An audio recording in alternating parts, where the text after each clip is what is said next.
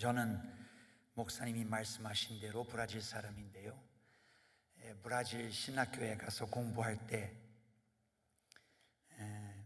속사를 좀 더 공부해서 목사 되고 싶었는데 마침 그때 브라질에는 속사 공부 이런 거 없었습니다. 그래서 미국이나 영국 이런 데 가보려고 편지를 보냈는데 답도 못 받고 실패하다가 저랑 같이 브라질 신학교 안에 있었던 한국 친구들이 와서 한국으로 편지를 보내라.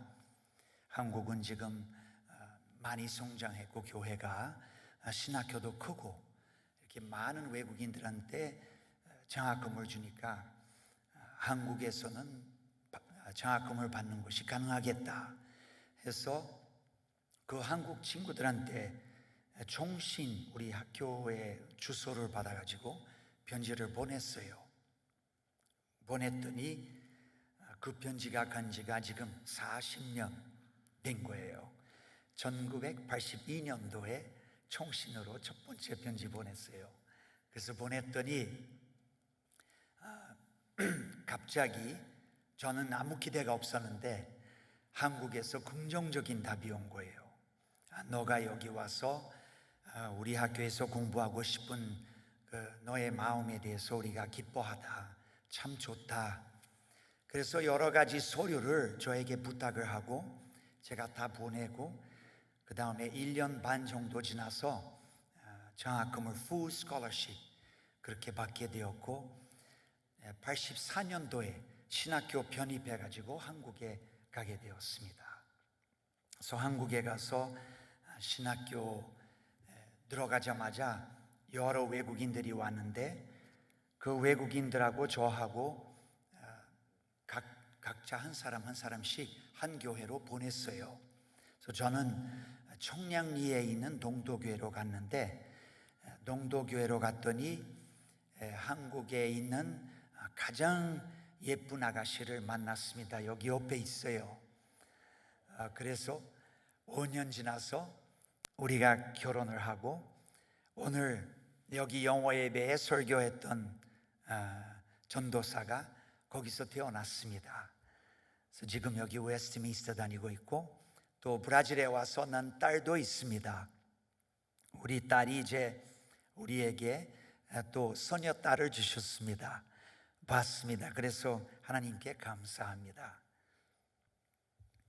여러분들의 경우는 잘 모르겠는데 브라질하고 비슷할 거예요. 이 코 큰 브라질 사람이 한국말로 설교를 하니까 하나님의 말씀보다는 얼마나 한국말을 잘하는지 그런 거를 훨씬 더 많이 봅니다. 그래서 저는 익숙했어요. 브라질에서 30년 동안 한인교회에서 설교를 많이 하고 그런 말을 하도 많이 들어가지고 이제 다 익숙하고 괜찮습니다. 그래서 예배 끝나면 은혜 많이 받았습니다 라고 말하는 한 사람이 있으면 10사람은 한국말을 잘합니다 라고 말을 합니다. 그래서 제가 익숙했어요. 괜찮습니다. 한국 가자마자 영어로 신학교를 다닐 수가 없어서 신학교에서 연세대학교로 외국인들 다 보냈어요. 그래서 연세대학교에 가서 한국어 학당 1년을 다녔어요. 다녔는데 제가 재미있는 얘기를 2번만 할게요, 목사님. 두 얘기만. 한국에 일어났던 일인데 처음 말을 공부할 때 반말을 가르쳐 줬어요. 잘 못한 건지 잘한 건지 모르겠는데 그걸 배워서 교회 가는데 예배를 끝났더니 목사님이 앞에 가서 교회 문에서 인사하고 계시는데 목사님 앞에 60세 되는 그런 나이 많으신 목사님 앞에 인사를 하면서 목사님 잘 있니? 라고 했는데 그 목사님이 저보고 예 브레노야 너 잘 있었나? 라고 이렇게 답을 하셨는데 나 있었나라는 말을 못 배워가지고 도대체 있었나라는 게 뭔가 그래서 교회에서부터 신학교까지 그것만 생각하면서 갔어요. 그래서 신학교에 가서 친구들한테 듣고 이제 일을 했는데 목사님한테 가서 너무 죄송하다고 말을 못해서 죄송하다고 하고 제대로 인사를 했죠.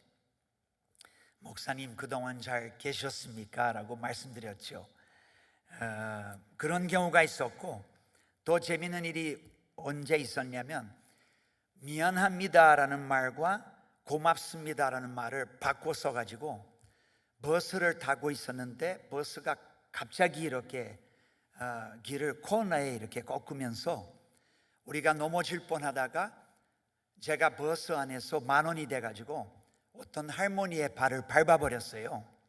그랬더니 앉아 계시는 할머니, 그랬더니 얼른 그 할머니에게 아이고 발을 밟아서 고맙습니다, 아이고 발을 밟아서 고맙습니다, 미안합니다라는 말을 하고 싶었는데 미안합니다라는 말은 고맙다는 말인 줄 알고 그렇게 말을 한 거예요. 그래서 그 할머니가 더 화가 나가지고 아니 내 발을 밟아서 고맙다고 막 소리 질러가지고 나를 욕했는데 욕까지는 말 안 할게요. 그냥 그런 재미있는 경우가 있었고 재미있는 일들이 많이 있었습니다. 또 좋은 것이 뭐냐면 한국말을 잘할 때, 한국말을 잘하는 때가 왔는데 한 4년 정도, 3, 4년 정도 지난 다음에 인디안 친구 스크리트 로이라는 인도에서 온 친구가 있었어요. 이 인도 사람들이 참 재미있었어요. 공부는 많이 안 했는데 머리가 얼마나 좋은지 점수는 다 100점으로 맞아요. 너무 머리가 좋아가지고. 그래서 이 인도 친구가 얼마나 한국말을 잘했는지 정말 잘했어요. 그래서 저하고 약속을 하고 가끔 시내에 갔어요. 이 한국 사람들은 우리 외국인들이 한국말을 하는 거에 대해서 너무 혹심이 많아서 우리 한국말만 하면서 좀 다녀보자. 그래서 버스 타고 지하철 타고 시내까지 갔는데 시내에 이제 어느 다방에서 커피 마시고 그리고 신학교로 돌아왔는데 계속 둘이서 일부러 한국말로 얘기하는 거예요. 시끄럽게.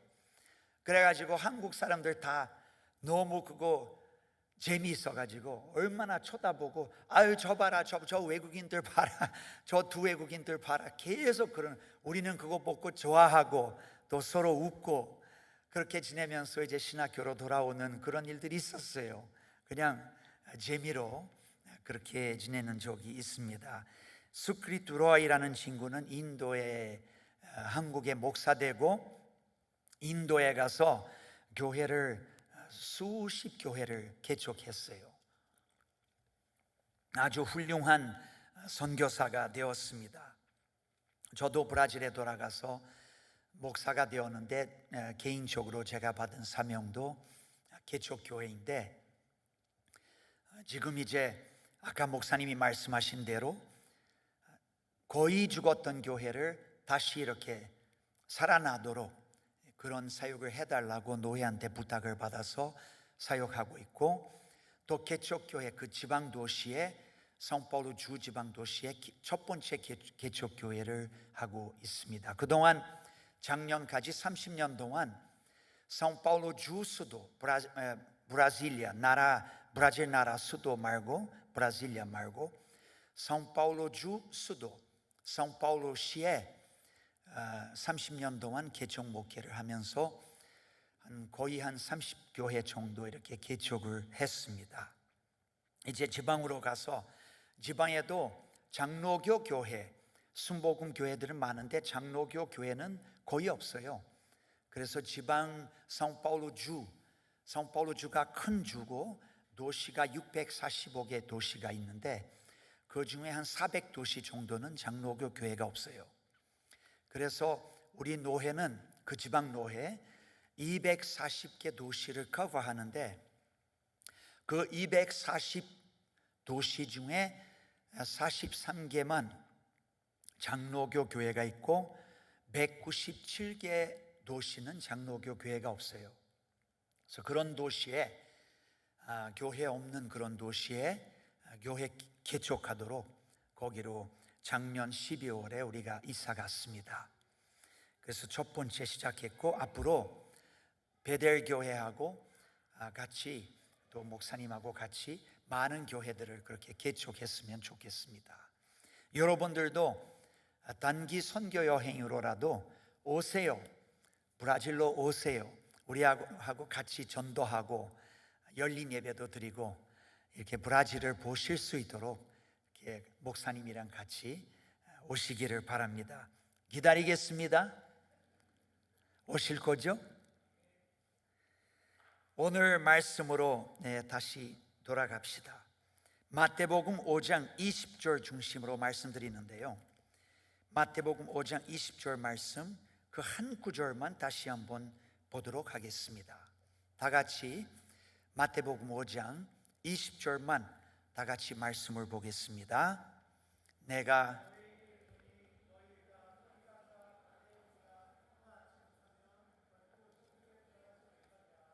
아멘. 과거에 어느 브라질 시골 교회에 매주일마다 예수를 믿으려고 많은 사람이 교회를 방문하고 있었습니다. 방문하는 사람의 숫자는 매주일마다 증가했습니다. 그러나 목사님께서는 그 원인을 모르시고 당황했을 뿐입니다. 그 중에서 방문자의 숫자는 여전히 이렇게 증가했습니다. 많은 사람들이 고아원에서 오고 있었습니다. 또 병원에서도 왔습니다. 빈민촌에서도 왔습니다. 그래서 목사님은 그 원인이 어디 있는가를 찾아내기로 결단을 했습니다. 누가 그 많은 사람을 교회로 인도해 오고 있었는지 알고자 했던 목사님의 마음이었습니다. 그렇게 많은 사람들을 인도해 오는 자가 누구인지 알려고 목사님은 교회 재직들에게 물어봤습니다. 그러나 그 많은 사람들을 교회로 초대한 사람이 누구인지 알 수가 없었던 일이에요. 그래서 결국 목사님께서 방문자 중에 한 사람에게 물어봤습니다. 누가 당신을 이 교회로 초대했습니까? 라고 그 방문자에게 목사님이 물으셨습니다. 그러자 그 노인은 목사님께 대답했습니다. 바로 저기에 있는 저 조그만 아이가 우리를 초청했습니다. 저 아이는 매주일마다 우리 빈민구를 찾아와서 우리를 도와주고 우리에게 예수님에 대해서 이야기해 주었습니다. 그래서 우리가 이 교회를 찾고 이 교회를 방문하고 있습니다. 그렇게 14살쯤 된 15살쯤 된 그런 사춘기 아이가 그 많은 사람들을 교회로 인도하고 있었습니다. 그 고아원, 빈민촌 병원 방문하면서 전도지를 주고 전도하고 교회로 초청해가지고 교회에 큰 그 무브먼트, 큰 운동을 일으켰습니다. 또 이 이야기는 우리 아버지가 저에게 주셨는데, 우리 아버지는 옛날에 브라질에서 선교사님이셨으니까 아버지가 이 얘기를 저에게 하셨어요. 그래서 어떻게 됐냐면, 그러다가 그 교회가 성장하다가 조직교회, 당회도 생기고 집사회도 생기고 자립된 교회가 되었습니다. 근데 자립된 교회 될 때 대부분 교인들이 그 어린아이가 대부분 그 교인들을 전도했던 그런 경우들이었습니다. 놀라운 일이죠. 브라질 그 어떤 지방에 어떤 시골에 일어났던 일이었습니다. 여러분 방금 들으셨듯이 지극히 조그만한 어린 아이가 그 많은 사람들을 교회로 인도해 왔던 것입니다. 작은 어린이가 보여준 본보기와 정반대로 오늘 읽어드린 말씀에 보니 예수님께서 야심에 가득하고 가득 차고 교만하고 거만하고 불신하는 사람들의 삶에 관하여 말씀하고 있습니다. 그것은 바로 바리새인들의 삶이었습니다. 그래서 예수님께서는 다음과 같이 말씀하십니다. 내가 너희에게 이르노니 너희의 의가 서기관과 바리새인보다 더 낫지 아니하면 너희가 결코 하늘나라에 들어가지 못하리라. 너희들의 의가 바리새인의 의보다 더 좋지 못하면, 훨씬 더 좋지 못하면 결코 너희들이 천국에 들어갈 수가 없다라고 예수님이 말씀하셨습니다. 그 당시에는 바리새인들의 숫자가 약 한 6천 명에 달했습니다. 예수님께서 분명히 우리의 의가 서기관들과 바리새인들의 의를 능가할 것을 말씀하셨기 때문에 오늘 여러분에게 정한 제목에 따라서 말씀을 드리기를 원합니다. 그 제목을 써줄 수 있겠습니까? 주보에 있는 대로 우리 같이 오늘 말씀 제목을 같이 읽겠습니다. 다 같이 한 목소리로 보겠습니다. 시작. 영향력을 가지는 경건한 생활. 아멘. 영향력을 가지는 경건한 생활, 혹은 이렇게 또 말씀드릴 수 있어요. 더욱더 영향력을 행사함에 있어서 경건하십시오. 더욱더 기독교적인 삶, 더욱더 크리스천의 삶을 사십시오 라는 제목으로도 이 말씀을 드릴 수가 있습니다. 첫째로는 우리는 영향력을 행사함에 있어서 더욱더 경건해야 되겠습니다. 먼저 우리가 파리새인의 그 의보다 또 나은 훨씬 더 좋은, 훨씬 수준 높은 의를 가지려면, 신앙을 가지려면, 기독교적인 마음을 가지려면 우리는 영향력을 행사함에 있어서 훨씬 더 경건해야 되겠습니다. 영향을 받는 것이 아니라 뭐라고 말씀드리는 것이냐면 우리는 영향을 끼쳐야 되는 것이에요. 여러분들이 미국에서 살면서 또 어디 나라에 가도 살면서 세상 사람들에게로부터 영향을 받을 것이 아니고 여러분들은 세상 사람들한테 반드시 영향을 끼쳐야 하는 것입니다. 그것이 바로 소금의 역할이고 바로 빛의 역할입니다. 성경에 의하면 영향력이라는 말은 예수 그리스도에 관한 개인적인 증거를 통하여 다른 사람의 행동을, 다른 사람의 생각을 변화시키는 것을 의미합니다. 예수님에 관한 개인적인 증거는 여러분의 말이나 행동을 포함하는 그런 말입니다.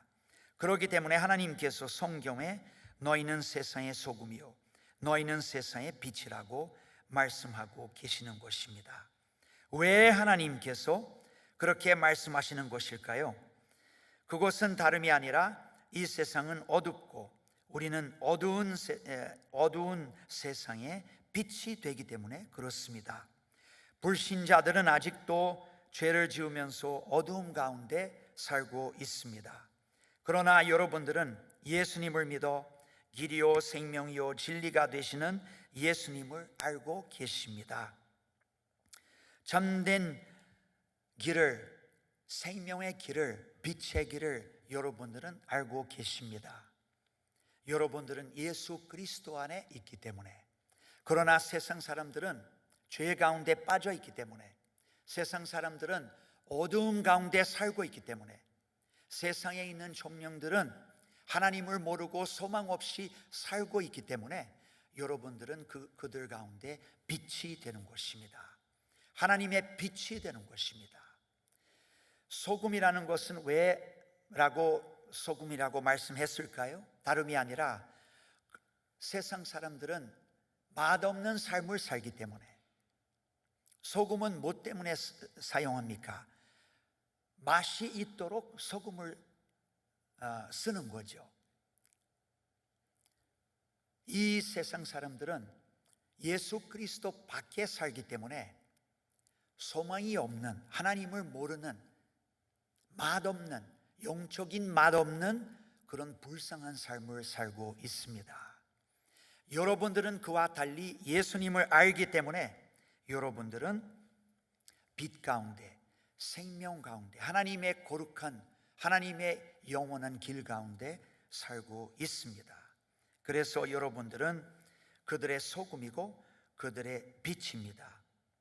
사도 바울가 그런 면에서 빌립보서 2장 15절에 말씀하셨는데 같이 읽으시기를 바랍니다. 다 같이 보겠습니다. 이는 너희가 흠이 없고 순전하여 어그러지고 거스른 세대 가운데서 하나님의 흠 없는 자녀로 세상에서 그를 가운데 빛들로 나타냅니다. 잘 보세요. 이는 너희가 흠이 없고 순전하여. 이 세대가 어떤 세대인지, 여러분들이 그 가운데 지금 살고 있는데 어떤 세대인지 보세요. 어그러지고 거스르는 세대 가운데서, 어그러지고 거스르는 세대 가운데서 하나님의 흠없는 자녀로 세상에서 그들 가운데 여러분들이 뭘로 나타냅니까? 뭘로 나타냅니까? 빛들로 나타낸다 그랬죠. 이렇게 분명하게 사도 바울께서 필리포서 2장 15절에도 예수님처럼 여러분들은 여러분들 세대 가운데 여러분들은 하나님의 빛이라고 부르고 계십니다. 그렇기 때문에 여러분들은 반드시 세상 사람들한테서부터, 안 믿는 사람들에게로부터 영향을 받을 것이 아니라 영향을 그들에게 끼쳐야 하는 것이에요.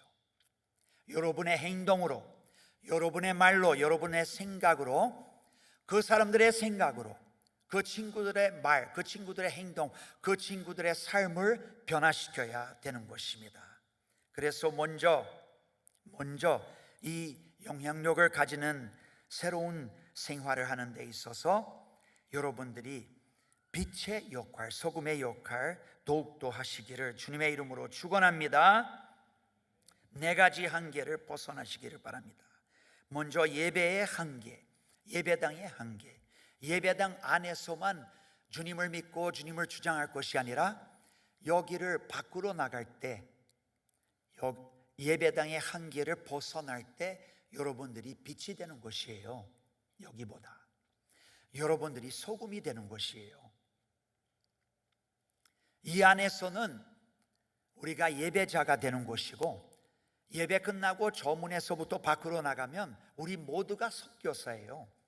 저만 브라질에 가서 교회 개척 사역하기 때문에 선교사가 아니라 여러분들도 저 문부터 밖으로 나가면 여러분 한 사람 한 사람 모두 다 선교사입니다. 왜? 어두운 세상으로 들어가기 때문에, 빛으로 들어가기 때문에.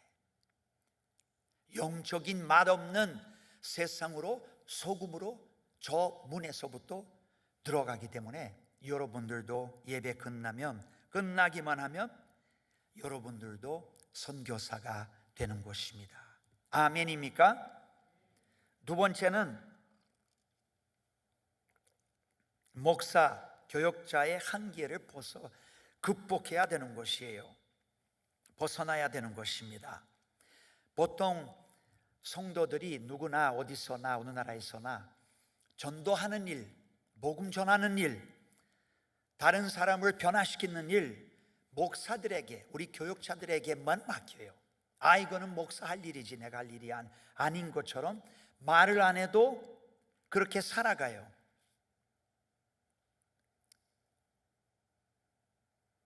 또 어느 교회에 교역자가 없다 그러면 그 교회는 성장이 안 된다고 교인들은 전도 안 하니까 그렇게 말하기도 하고 그런 일이 있습니다. 우리 교역자들만 전도하는 거 아니죠. 우리 교역자 목사님들만, 전도사님들만 복음 전하는 것이 아니죠. 생각해 보세요. 여러분들의 친구들에게 여러분들이 줄 수 있는 가장 좋은 선물이 뭡니까? 저랑 같이 생각해 보세요. 여러분들이 친구 많이 있죠? 다 친구가 있죠? 그러면 당신이 친구에게 줄 수 있는 가장 좋은 선물이 뭡니까? 자동차? 얼마 계산해서 돈? 여러분들이 친구들에게 줄 수 있는 가장 좋은 선물이 뭡니까? 바로 주 예수 그리스도입니다. 바로 구원의 예수님입니다. 예수님을 믿을 수 있는 축복입니다. 그보다 더 좋은 선물이 없어요. 그래서 여러분들이 목사님과 함께, 강 목사님과 함께 이 얼바인, 이 미국의 많은 사람들에게 복음을 전하시기를 진심으로 축원합니다. 또 주일날의 한계, 예배당의 한계도 벗어나야 하는 것이에요. 이게 뭐냐면 주일날만 전도하는 것, 그런 거 아니죠. 예배 시간에만 하나님 얘기하는 것, 그런 거 아니죠. 매일같이 어디서든지 우리는 예수 그리스도를 말할 수가 있어야 합니다. 부끄러움 없이 사도 바울처럼 나는 복음을 부끄러워하지 아니하고, 복음은 사람의 구원을 이룰 수 있는 하나님의 능력이다 생각해서 복음을 부끄러워하지 말고 오히려 복음, 오히려 예수님에 대해서 선한 뜻으로 이렇게 자랑해서 자랑스럽게 여겨서 주님을 전해야 하는 것입니다. 매일같이 하나님이 기회를 주시는 대로 여러분들도 선교사가 되는 것입니다. 구약 성경 보면 구약 성경에도 역시 이스라엘 백성을 이 세상의 빛으로 부르고 있습니다. 두 번째 제가 말씀드리고 싶은 것이 뭐냐면, 우리가 이 영향력을 가지는 면에서 살려면은 두 번째로 겸손함에 있어서 더욱더 경건해야 하겠습니다. 사람들 사이에 요즘 일어나는 일들을 주목해서 보기에는 아주 쉬운 일입니다. 사람들은 보다 높은 지위에 올라가려고 안간 힘을 다합니다. 이러한 종류의 사람들은 전혀 영적인 시야가 없고 항상 세상적인 것만 생각할 줄 아는 상황입니다. 왜냐하면 그들이 세상에서 많은 재물, 많은 명예, 많은 것을 사놓는다고 하기 때문에 그렇습니다. 많은 재물을 사놓는다 하더라도 그들이 죽은 후에는 아무것도 저 세상으로 가져가지 못할 것입니다. 모든 물질은 그들이 이 세상을 떠날 때 그들의 몸과 함께 땅에 묻히고 말 것입니다.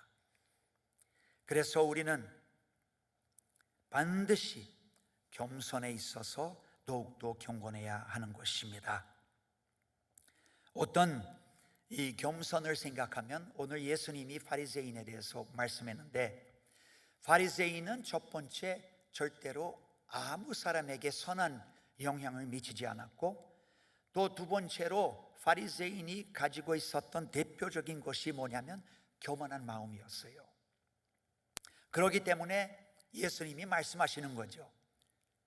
너희들의 의가 바리새인의 의보다 더 낫지 아니하면, 훨씬 더 훌륭하지 않으면 너희들이 결코 천국에 들어가지 못하리라 라고 말씀했습니다. 이 바리새인들이 얼마나 교만하고 어리석은 사람들이었는지 예를 들어 말씀드리면, 어떤 바리새인이 교회에 들어와서 모든 회중들 앞에 서서 다음과 같이 기도를 했습니다. 하늘에 계신 아버지 하나님, 만일 이 세상에 올바른 사람이 한 사람만 있다면 그 사람은 바로 저입니다. 그리고 이 바리새인이 너무너무 교만해가지고 계속 기도하는데 이렇게 기도하는 거예요. 만일 이 세상에 올바른 사람이 두 사람만 있다면 한 사람은 저이고 또 한 사람은 우리 아들입니다 라고 기도를 하는 것이에요. 얼마나 교만합니까? 그런데 우리는 바리새인들과 달라야 합니다. 우리의 의는, 우리의 믿음은, 우리의 기독교는, 우리의 크리스천 라이프는 바리새인보다 더 낫지 아니하면 결코 우리가 천국에 들어가지 못할 것입니다.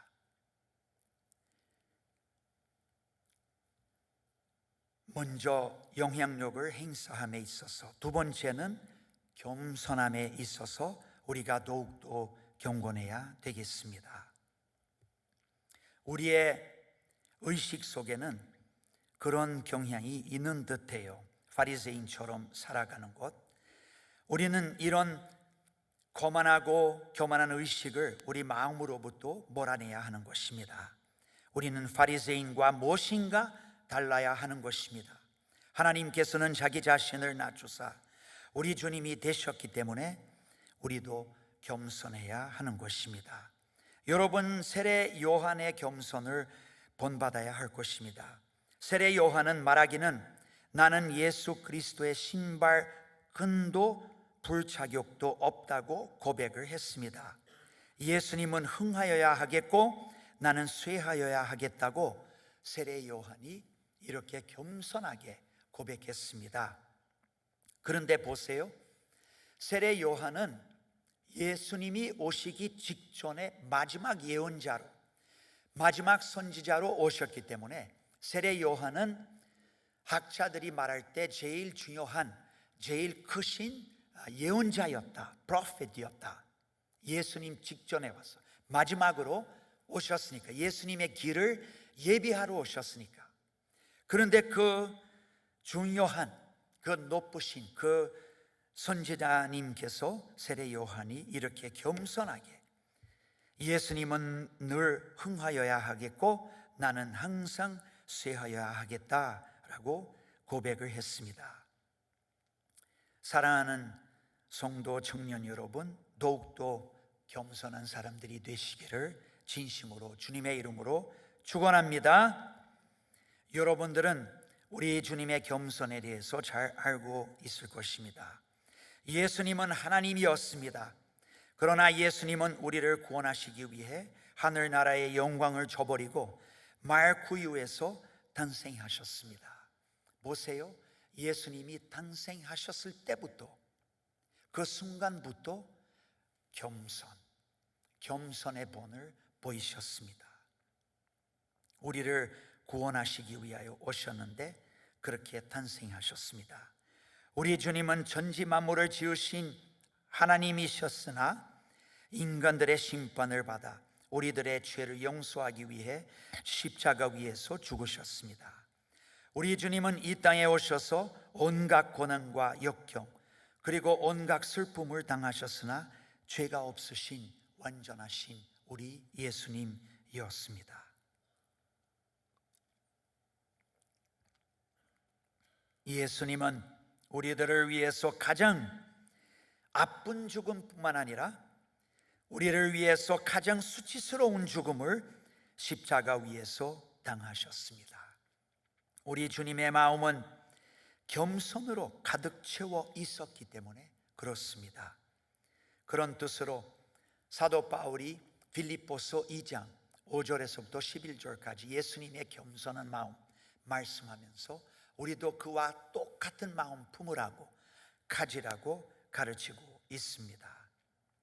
그러므로 보다도 겸손한 신앙의 청년들, 보다도 겸손한 신앙의 사람들이 되시기를 진심으로 주님의 이름으로 축원합니다. 로마서 12장에 사도 바울께서 우리에게 가르치시기를 즐거워하는 자들로 함께 즐거워하고 우는 자들로 함께 울라. 서로 마음을 같이하여 높은 데 마음을 두지 말고 도리어 낮은 데 처하여 스스로 지혜 있는 채 말라라고 말씀을 했습니다. 이와 같이 우리 마음을 낮춘 데 두고 서로 겸손해야 하겠습니다. 우리가 사는 브라질에는 아주 아름다운 제비꽃이 있습니다. 조그마한 꽃입니다. 많은 사람들은 생각하기에는 제비꽃, 브라질 말로 말하면 비올레타, 이 비올레타 꽃이 세상에서 가장 아름다운 꽃이라고 합니다. 그런데 이 제비꽃은 지상에서 몇 센치밖에 자라지 않습니다. 그리고 언제나 자기의 모습을 자기 잎사귀 밑에 숨긴다고 합니다. 보세요, 얼마나 놀라운 일입니까? 많은 사람들이 말하기에는 제비꽃은, 비올레타 꽃은 가장 아름다운데, 가장 아름다운 꽃이 자랄 때 몇 센치밖에 자라지 않고 또 자기 잎사귀 밑에 숨어 있는 거예요. 가장 아름다운 꽃이. 이 제비꽃이 무엇을 우리에게 가르치고 있습니까? 겸손을 가르치고 있는 것이에요. 우리는 제비꽃 보고 겸손을 배워야 하는 것입니다. 그래서 저는 사무실에 상위에 제비꽃 놓고 항상 보고 지내는 것을 좋아합니다. 이 제비꽃은 우리에게 겸손이 무엇인지 가르쳐 준다고 분명히 생각합니다.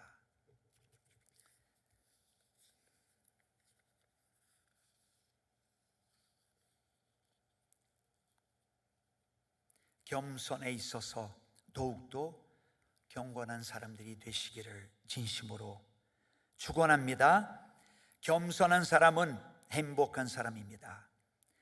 겸손한 사람은 반드시 행복한 사람입니다.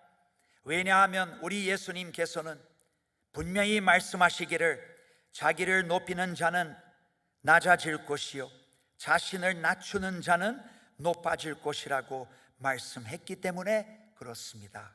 할렐루야. 마지막으로 세 번째로 우리는 영적인 진보에 있어서 믿음의 성장에 있어서 더욱더 경건한 생활을 해야 하겠습니다. 우리는 또한 영적으로 냉랭한 시대에 살고 있습니다. 성령으로 늘 충만해져 있어야 하는 우리의 마음은 사막같이 메마르고 있습니다. 그 증거는 다음과 같습니다. 예수 믿는다고 하지만 기도하지는 않습니다. 기도 생활이 없는 것이에요. 성경도 매일같이 읽지 아니합니다. 예수를 믿는다 하면서 교회를 다닌다 하면서 매일같이 기도하지 않고 매일같이 성경도 보지 않습니다. 주님 위하여 열애 하나도 드리지 못합니다. 불신자들을 영향을 끼쳐서 예수님께로 인도하고 있지 못하고 있습니다. 인도하지 못하고 있습니다. 신자는 많지만 단지 몇 사람만이 주님에게 쓰임을 받고 있습니다. 우리는 바로 이와 같은 어두운 현실을 당하고 있는 것입니다. 하나님께서는 우리들을 위해 모든 것을 하시고 계시지만 우리는 주님을 위해서 아무것도 못하고 있는 것 같습니다. 사랑하는 청년 여러분, 이렇게 믿음의 성장에 있어서 영적인 진보에 있어서 앞장서시기를 축원합니다. 영적으로 날마다 주 예수 그리스도 안에서 진보하시기를 원합니다. 우리는 주님의 양떼들입니다. 예수 그리스도를 영접한 다음에 오늘 여러 사람이 너무나 아름답게 너무나 복스럽게 이부 예배 때 입교식하고 또 세례를 받았는데 그 다음에 뭐가 있어야 됩니까? 그 다음에 우리는 영적으로 진보해야 되는 것이에요. 예수 그리스도 안에서 영적으로 성장해야 되는 것이에요. 이것은 무엇을 말하느냐면 우리는 예수 그리스도 안에서 항상 영화롭게 되고 예수 그리스도 안에서 항상 영적으로 성장하며 진보하며 우리는 매일같이 항상 예수님을 닮아가야 하는 것입니다. 예수 믿는 것뿐만 아니라 예수님을 닮아가야 하는 것이에요. 믿고 난 후에 예수의 인격에 따라서 우리의 인격이 변화받아야 되는 것이에요. 예수님이 말씀하셨던 것처럼 나도 말하고 예수님이 행동하셨던 것처럼 나도 행동하고 예수님이 생각하셨던 것처럼 나도 생각하고 이렇게 예수님을 닮아가는 삶, 예수님을 닮아가는 생활, 예수님을 닮아가는 생각, 예수님을 닮아가는 말, 예수님을 닮아가는 행동을 우리가 이루어야 되는 것입니다. 할렐루야. 바리새인들은 그러지 못했습니다. 바리새인들은 첫째, 아무에게도 선한 영향을 미치지 못했고, 두 번째, 바리새인들은 교만했고, 그리고 세 번째는 절대로 바리새인은 영적인 진보가 없었습니다. 그래서 세 번째 우리는 영적인 진보에 있어서 더욱더 경건해야 되겠습니다. 주님께서는 언제나 우리의 필요한 것을 공급해 주십니다. 그러므로 우리는 우리의 전 생애를 주님 손에 맡겨야 할 것입니다. 하나님께서는 여러분의 삶의 일부만 원하지 아니하십니다. 하나님께서 여러분의 모든 영역에 있어서 여러분의 전 생애를 원하고 계십니다. 고린도전서 10장 31절 뭐라고 말씀했습니까? 먹든지 마시든지 무엇을 하든지 다 뭐라고 했어요? 하나님의 영광을 위하여 하라. 먹든지 마시든지 무엇을 하든지 다 하나님의 영광을 위하여 하라. 이것이 뭡니까? 먹고 마실 때 기도만 하는 것이 아니에요.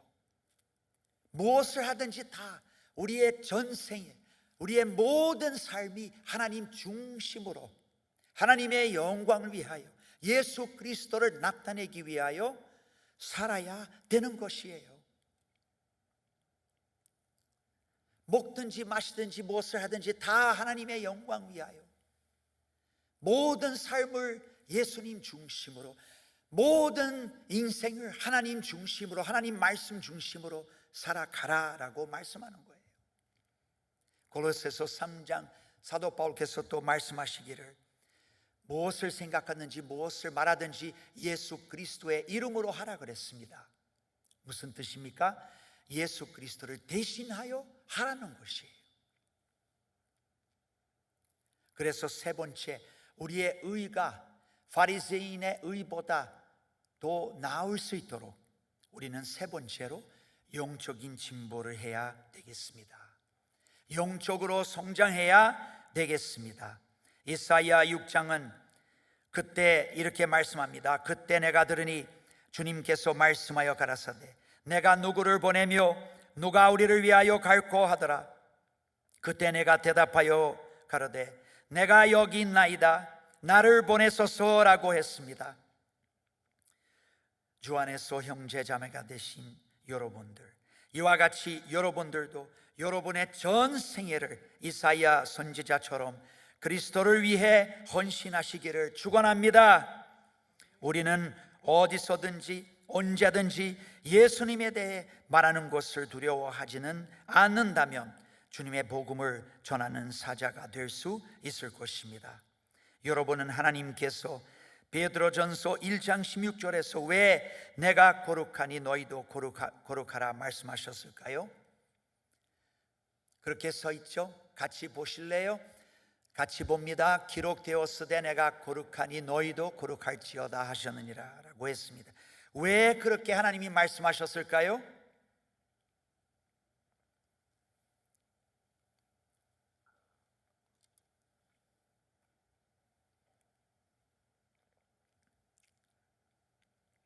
주님께서는 성경에 세우신 기준을 낮추시기를 원치 아니하시기 때문에 그렇습니다.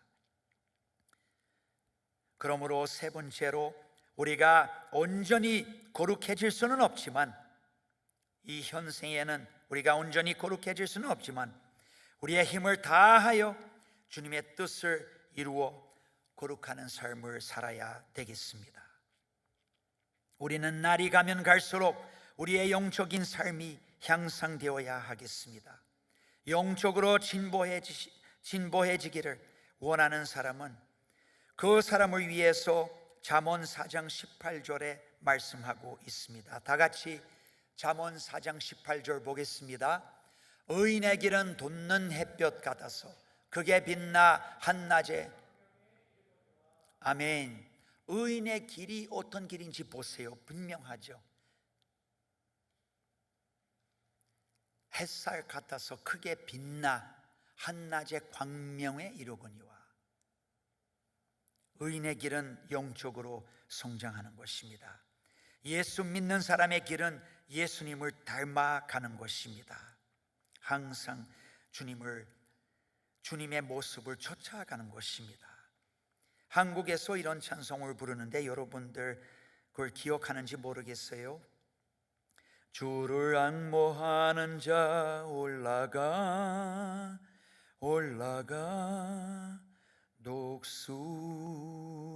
독수리같이 모든 싸움 이기고 근심 걱정 벗은 후 올라가 독수리같이 주님을 앙모하는 자는 독수리같이 올라간다. 영적으로 진보한다. 영적으로 성장한다. 아주 훌륭한 아프리카에서 평생 선교사님으로 지내셨던 분이 계시는데, 그분이 돌아가시면서 영국으로 돌아가시면서 인터뷰했어요. 어떤 기독교적인 잡지에서 이제 기자가 와서 인터뷰하는데, 돌아가시기 전에 뭐라고 말씀 남기고 돌아가시겠어요? 라고 물었어요. 근데 그 선교사님이 왜 유명했냐면 보통 하루에 3시간씩 기도했습니다. 평균 하루에 3시간씩 기도했던 분이 그 기자한테 그 질문을 받았을 때 마지막으로 돌아가시기 전에 모든 성도들에게 남기고 싶은 말이 있습니까? 있으면 말씀하십시오. 기자가 물었는데 그분이 뭐라 그런지 아세요?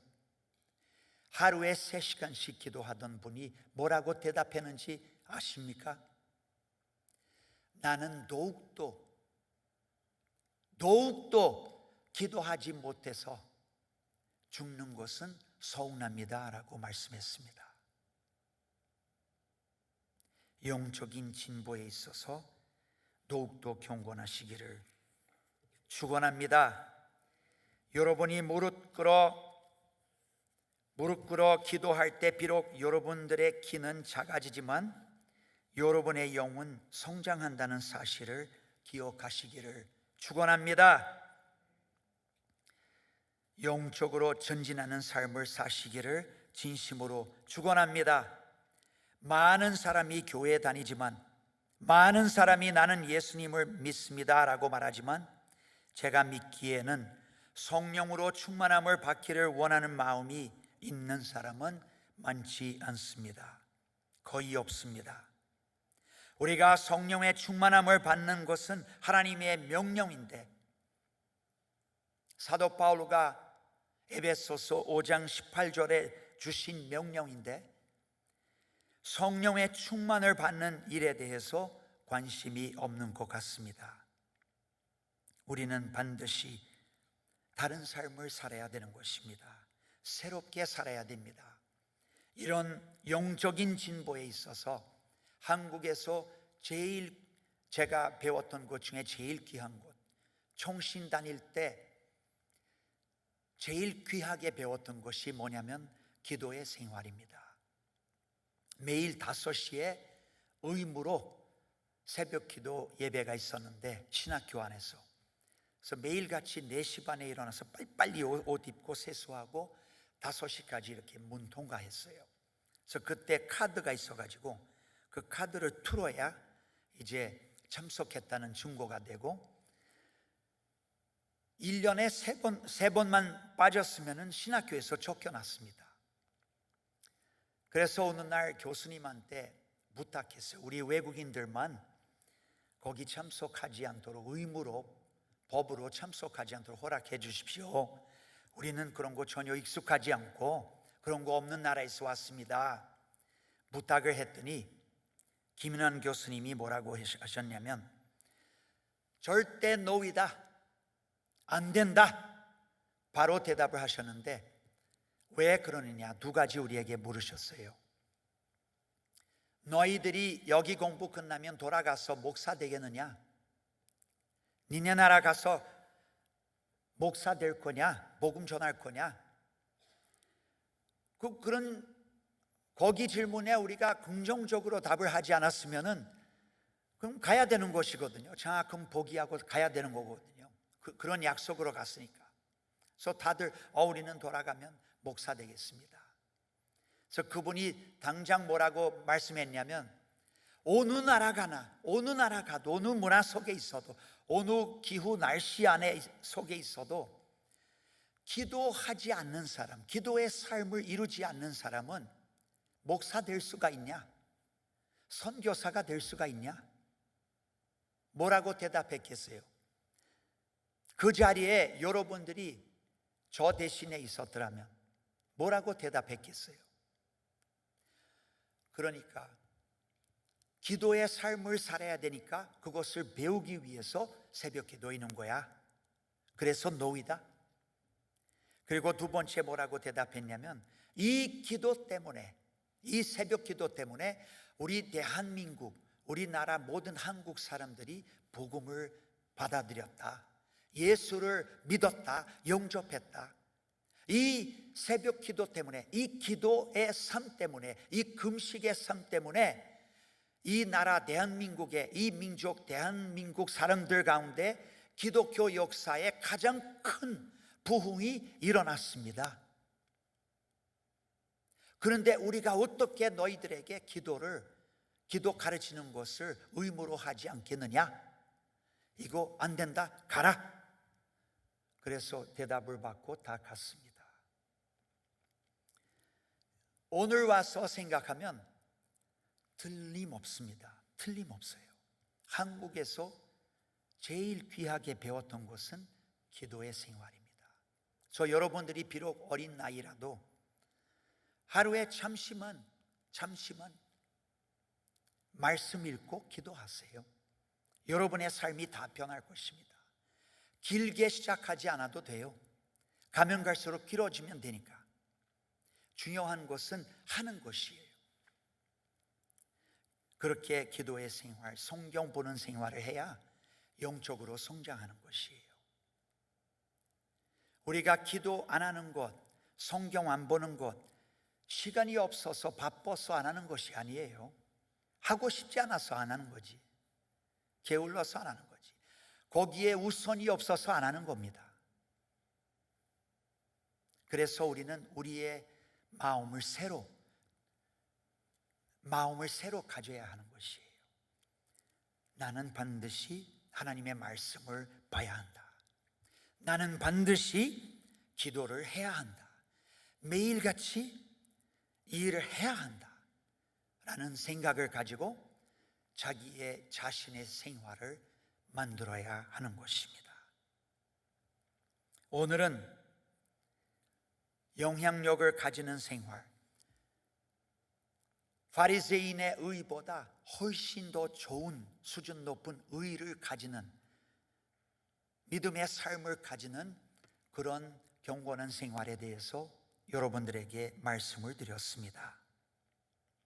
먼저 빛과 소금의 역할을 하는 것에 대해서 말씀을 드렸습니다. 그 의미가 뭡니까? 영향력을 행사함에 있어서 더욱더 경건한 삶을 살아야 되는 것입니다. 여러분들은 반드시 주 예수 그리스도의 믿는 자들로서 영향을 끼쳐야 하는 것이에요. 세상에게로부터 영향받을 것이 아니라 세상에게 영향을 끼쳐야 하는 것입니다. 그렇지 않으면 바리새인과 똑같이 되는 것이에요. 두 번째는 겸손에 있어서 더욱더 경건하게 살아야 될 것입니다. 더욱더 경건한 생활을 이루어야 될 것입니다. 왜냐? 바리새인들은 너무나 교만했기 때문에 그렇습니다.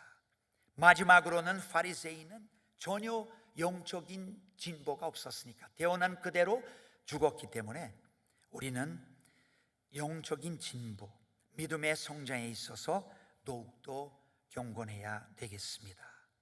이 시간 잠시만 말씀을 생각하면서 같이 기도하겠습니다. 내가 너희에게 이르노니 너희 의가 서기관과 바리새인보다 더 낫지 못하면 결단코 천국에 들어가지 못하리라 라고 예수님께서 말씀하셨습니다.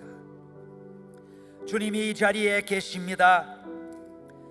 주님이 이 자리에 우리의 기도를 받으시기를 원하십니다. 우리의 기도를 들어주시고 응답하시기를 원하십니다. 주님 앞에 헌신의 기도를 하시기를 바랍니다. 우리 모두 다 같이 통성으로 주님 앞에 헌신의 기도를, 말씀에 따라 다 같이 통성으로 헌신의 기도를 드리겠습니다. 할렐루야. 아버지 하나님 감사합니다.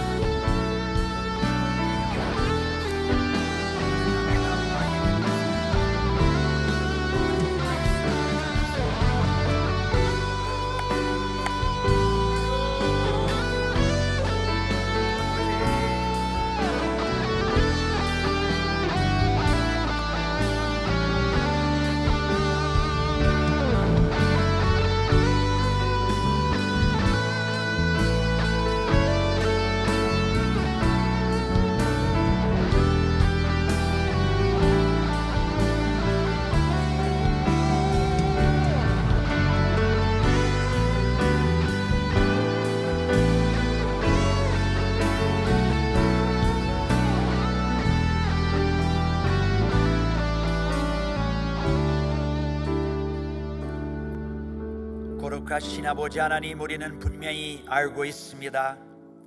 바리새인들과 서기관들의 그 믿음이 가짜 믿음이었습니다.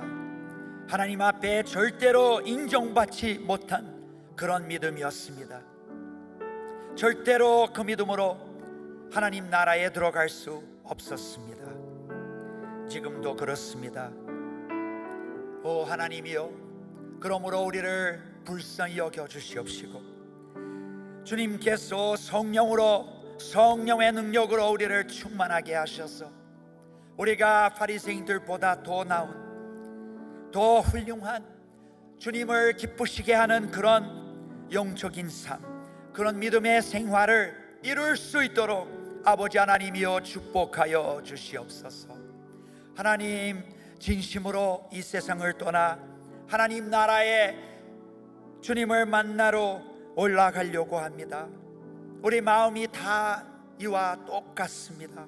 하나님, 우리를 불쌍히 여기셔서 우리에게 은혜를 주셔서 하나님 앞에 정말 하나님께 영광되는 하나님의 뜻을 모든 일에 분별하며 이루어가는 우리들이 되게 하여 주시옵소서. 하나님, 우리는 세상의 소금이고 세상의 빛이라고 주님이 말씀하셨습니다. 이 세상은 어두움 가운데 주 예수 그리스도를 모르는 어두움 가운데 있다는 것을 우리는 성경을 통해서 알 수가 있습니다.